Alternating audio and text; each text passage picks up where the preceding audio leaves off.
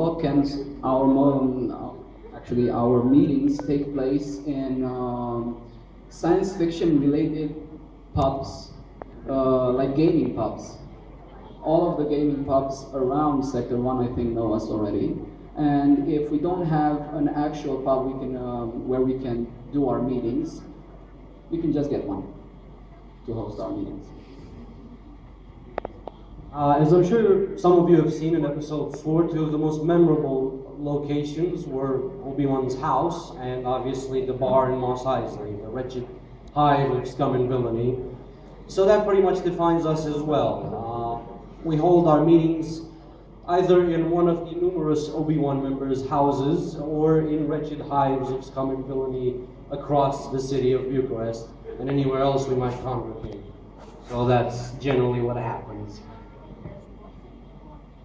Right. Joanna wanted to mention, she must be a very good drinker. There's lots of Forvish. We have this obsession with Star Wars drinks. We have our own cocktails, our own mixes, all very official, and they taste pretty good as well. Very nice. I've heard about the drinks. I haven't actually tried any myself. I don't drink. Anyway, I think they believe that too. What kind of a Sith do you think you are? Okay, I can fool them. What kind of events have you been involved with, either recently or most memorably? We're involved in lots of types of events. We like to do pretty much anything that allows us to wear our costumes and fling our lightsabers at people. Our most recent event was promoting the episode 7 premiere in Brasov with Cinema One. Yeah. Right. With Cinema One in Caressy Mall, and there to help promote both the movie and actually the Star Wars universe in our country, as is one of our goals, we held a little bit of a new event for us, which was the Padawan training, where we gathered children from the public, and there were lots of them apparently. We didn't expect as many. A literal army of Jedi came to join us, inviting Darth Vader, Traya, and the other Sith that were present at the moment. We taught the little guys a few lightsaber moves, and then they got to practice them beating the crap out of Vader, which seems to be his favorite hobby these days. Yeah, it kind of goes like this. They line the kids up in a nice orderly file in front of the stage. The Jedi Masters teach them some moves: swing high, swing low, swing left, swing right. And once they've got them all down, they get diplomas of accomplishments, so it's an official certificate there. And then they say, and now you get to test your skills on genuine Sith Lord. Look, there comes Darth Vader. Now everybody just wanted it to whoa. And 30 kids all at once dogpile on Darth Vader. I felt like a medieval witch getting stoned. So if you check the helmet, you'll see a nice new collection of nicks and dents and scratches, all proudly accumulated at the hands of 10 to 15-year-olds. There was one extraordinarily powerful young Jedi. Oh, well, yeah, one took a good chunk off the mask. Fortunately, it glued back together, but it's showbiz. What can you do? Okay, now here's a good question. How do organizers of events get in touch with you? They'll be beating down the door for the next month or so we hope. Yeah, well, organizers find us via Facebook or our website, which is currently down for maintenance. But they find us. We never find the events. We never look for the events. They actually, organizers want to have science fiction during their events and want to have something with Star Wars. Well, they need a fan club, and the only fan club in Romania is us. So if you want Star Wars, you find us. It's nice being the only game in town. Very exclusive, isn't it? Okay, now maybe something of interest to up-and-comers in terms of cosplay.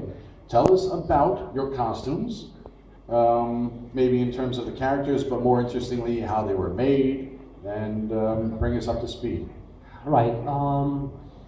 In terms of costumes, we are nowhere near as strict as a 501st club. We don't have the same guidelines. Everyone here pretty much makes their own or finds methods to make or buy their own. Ken obviously has pretty much one of the best costumes around in our little fan club, but then he's a special case. My costume actually was bought online. Radu. My costume was actually made from scratch, but with the seamstress. I think your mother helped a bit with that. His mother is actually a very good costume maker. What have you done with my mother? Snap. Actually, your mother helped me build this costume, and and you can tell us how does your mother work with costumes? That sounded a little bit interpretable, didn't it? We're nerds, we don't judge.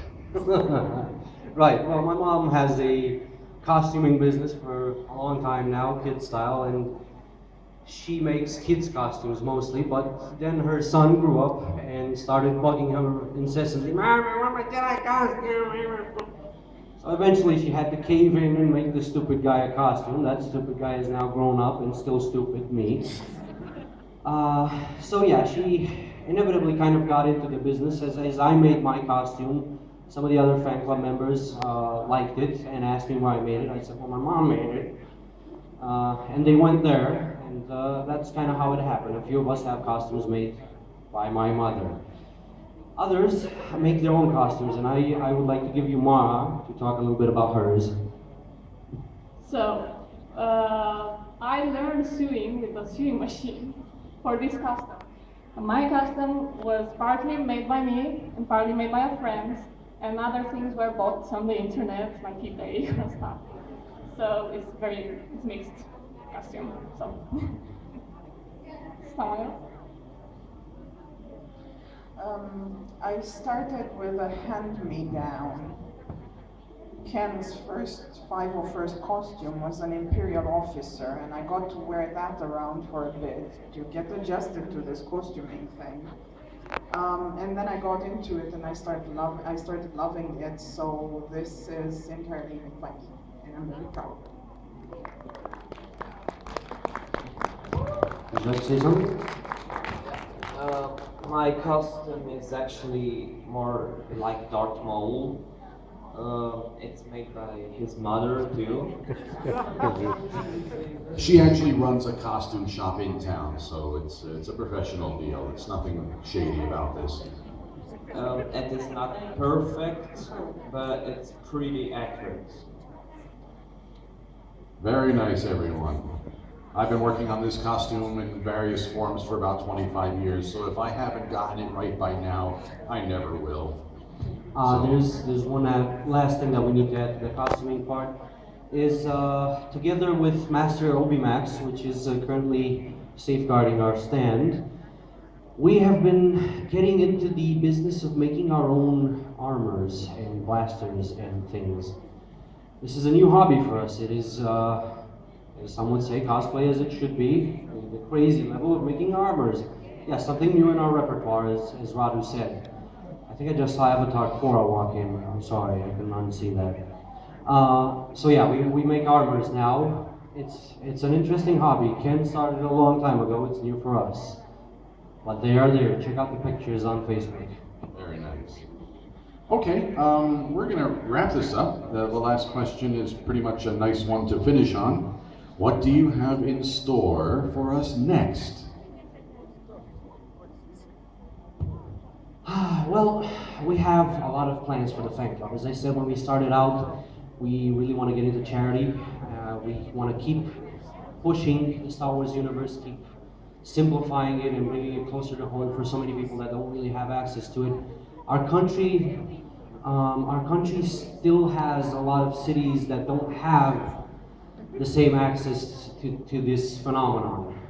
Bucharest obviously is the center of it all. Brasov, Vocea, I believe. We have a few members spread out across the country, but we're still trying to unlock the potential that stands there, that is within members that we haven't yet gotten into contact with, people that don't know there's a community yet. Radu? Something else we have in store. Stop beating me. No, we're the good guys. We're not supposed to beat each other. Go beat Ken, or he'll beat us. Something else we have in store is promoting episode 7. And there's actually a big event coming up in December, the premiere of the film, okay? So if you want to see more of our mugs, you can come to Cinegran Titan, where you will hopefully see, as we can, the fullest numbers of our group. Many more costumes, many more activities, a Star Wars Expo, a cocktail party, and the Jedi training event. Our whole repertoire. It's gonna be fun. So I think that's it. Okay, we actually, if we didn't cover everything, we do have time for 1 or 2 questions from the audience, if you've had one that you're just dying to lay on us. So I can go as far as the microphone cable will let me, but judging from the sea of hands flying up to volunteer, it sounds like we've covered everything. So we're going to just be merciful and say thank you once again to Club Star Wars Romania.